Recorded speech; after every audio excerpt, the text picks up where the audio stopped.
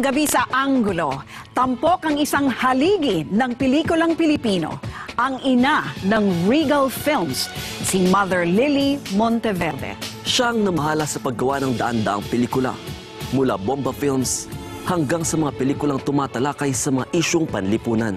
Siya rin nag-alaga at nagpasikat sa pinakamahuhusay na artista, screenwriters at direktor.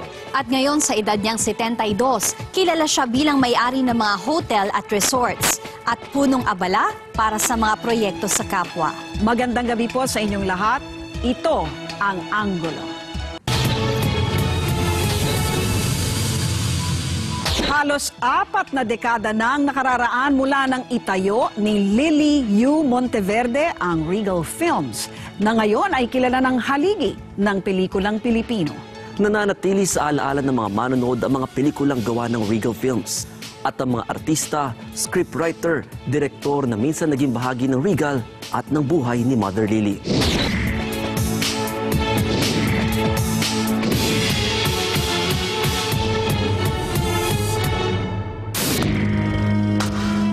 It has been 52 years already in my life doing all this showbiz work.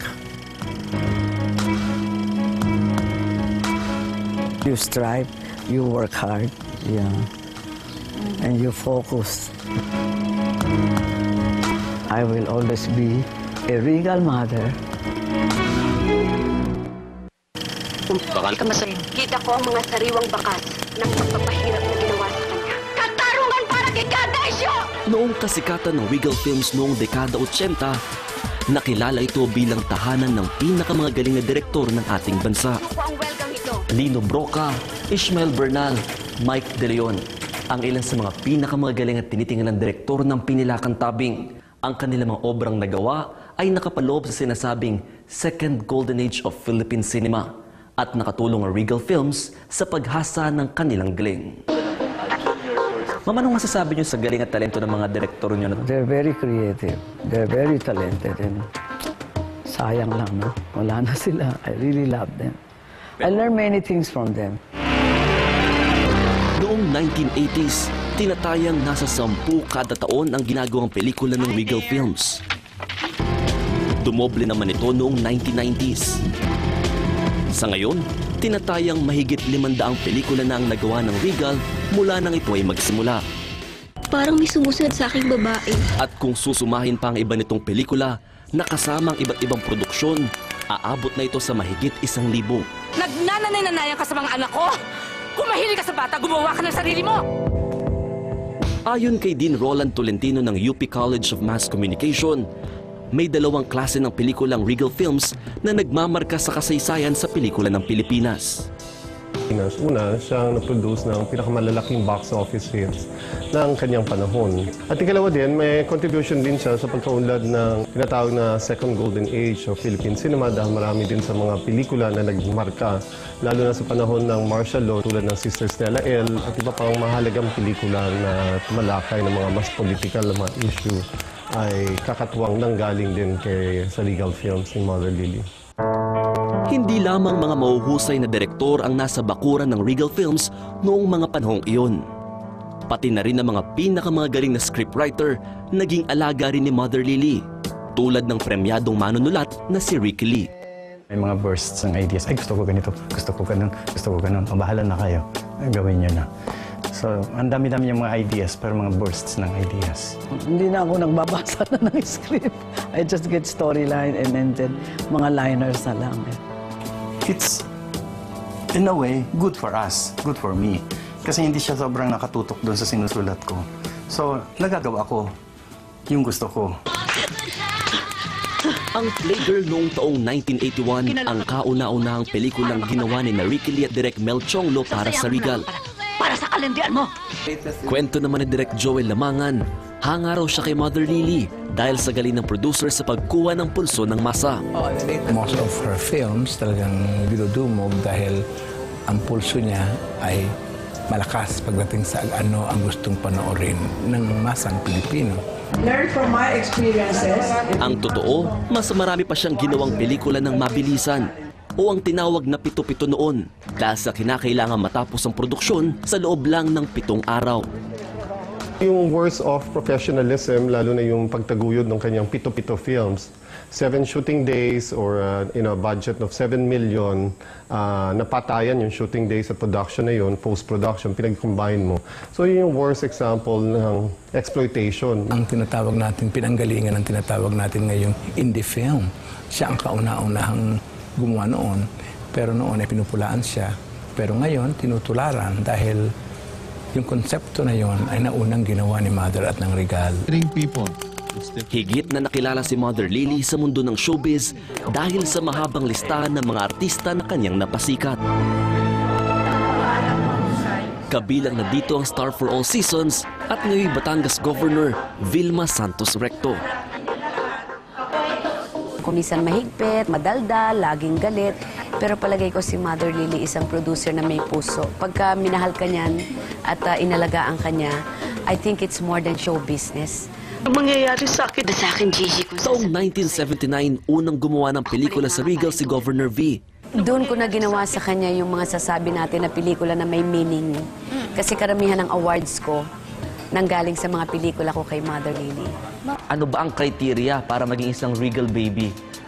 Parang meron akong feeling na ito kikita because I based on their eyes, the way they talk. Kasi very focused ako sa mata choosing stars. And their charm, of course, personality. Ang bansag na Mother Lily, kay Lloyd Solis pala nagsimula. Ayaw niya magpatawag ng Mrs. Monteverde. Ayaw niya tatawagin ng Mrs. Monteverde, nagagalit siya. So ang naisip namin, talaga naman boss mo siya, tinatawag mo. Lily lang, di ba? So ang ginawa namin, pinasag ko, sabi ko, Mother, Mother Lily ka na lang. Gusto naman niya, type niya. Till the end of my life, I just want to be a mother. Taong 1974 nang pasukin ng ina ng Regal Films ang pagpoproduce ng pelikula. Uso ang mga bomba films noong panahong iyon. Ang una niyang ginawa, Kayod sa Araw, Kayod sa Gabi.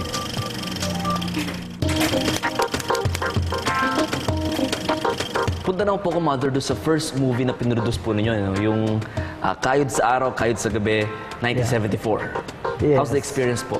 Well, up to now, I feel that I'm still kayod sa araw at kayod sa gabi. Up to now, but it's ang ganda ng experience ko, John. I'm very proud to be a movie producer because we started from nothing. Tumabo sa takilya ang pelikula at kumita ng 4 na milyong piso sa box office, na noong panahong iyon ay napakalaking halaga na. Ito ang naging simula ng Regal Films. Mula sa paggawa ng bomba films, unti-unting nag-ibang tema ng kanyang mga pelikula, lalo na noong panahon ng martial law. Lahat ng mga movie before is not only to make money, it's something, there is a statement. There is something na very, related. Yun sa tunay na buhay. Inamin ni Mother Lily na ang ilan sa kanyang mga naiproduce na pelikula ay salamin ng sarili niyang buhay. Lahat po ba ng mga movies niyo ay may kinalaman din sa inyong personal life? Well, some of them, of course. Can you name us some po? Well, of course, relasyon. Yung relasyon natin, parang napako na lang doon, ganun. Broken marriage, di ba? Yeah, when you were young, di ba, parang it's very fresh, the relationship. And then, siyempre, husband and wife also, they fought. And then, of course, Mano po. Sa katunayan, ang ancestral house ni Mother Lily sa Binondo ang naging setting sa ilang eksena sa Manupo 1 at 2. Ang Manupo 1 daw ang pinakamalapit sa kanyang buhay. Bakit tinatawag na Tiger Lady? Niloloko mo ba ako? Sa aking panayam sa Regal Mother, nag-aalala ako kung totoo ang aking naririnig at nababasa na mabilis daw siya magbago ng mood, kaya bago pa ako masampulan. May katotohanan po bang sa mga susulat kasi parang mabilis daw po kayo magbago ng mood? Kaya? Bakit po? Well, maybe it's inborn na yan, oh. Pero mukhang maganda ang gising ni Mother ngayong araw.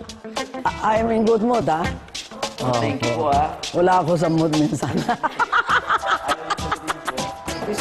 Sa pagdaan ng panahon, marami na rin nagsulputang movie production outfits at artist centers tulad ng Regal. I don't find it's a competition. It is something where we have to encourage them to do the best as what I have done before. Even they are saying that I'm number last, okay. I will acknowledge na. Talaga po? Wala na sa akin na. Nire-renovate nyo na po ba unti-unti? At patuloy lang sa pagsabay si Mother Lily at ng Regal Films sa agos ng panahon. You treat Regal It's as... not only business, but parang pamilya ko na yan.